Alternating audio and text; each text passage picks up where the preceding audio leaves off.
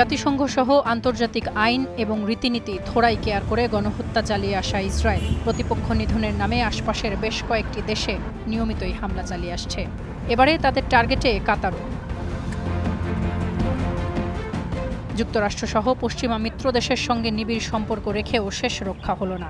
হামাসের সঙ্গে যুদ্ধবিরতি আলোচনায় শুরু থেকেই মধ্যস্থতাকারী দেশের ভূমিকায় থাকা কাতারের রাজধানী দোহায় হামলা চালিয়েছে ইসরায়েল।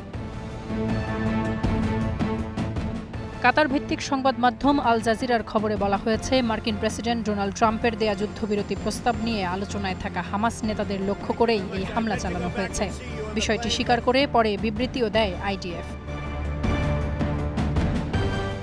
বিবৃতিতে ইসরায়েলি বাহিনীটি জানায়, হামলার আগে বেসামরিক ক্ষয়ক্ষতি কমাতে পদক্ষেপ নেওয়া হয়, যার মধ্যে ছিল নির্ভুল অস্ত্র ব্যবহার এবং অতিরিক্ত গোয়েন্দা তথ্যের সহায়তা। পরে নেতানিয়াহুর দপ্তরও পূর্ণ দায় স্বীকার করে। বিরোধী নেতা ইয়ার লাপিদও হামলা পরিচালনাকারীদের অভিনন্দন জানান। হামলার পর তীব্র নিন্দা জানিয়েছে কাতার, ইরান এবং প্যালেস্টাইন লিবারেশন অর্গানাইজেশন PLO। হামলাকে কাপুরুষোচিত উল্লেখ করে এটিকে আন্তর্জাতিক আইনের লঙ্ঘন বলেও মন্তব্য করেন তারা।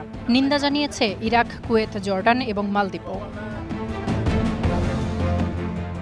হামলার পর দোহায় অবস্থিত মার্কিন দূতাবাস দেশটির নাগরিকদের সতর্কতা জারি করে নিজ নিজ অবস্থানে নিরাপদে থাকার নির্দেশ দেয়।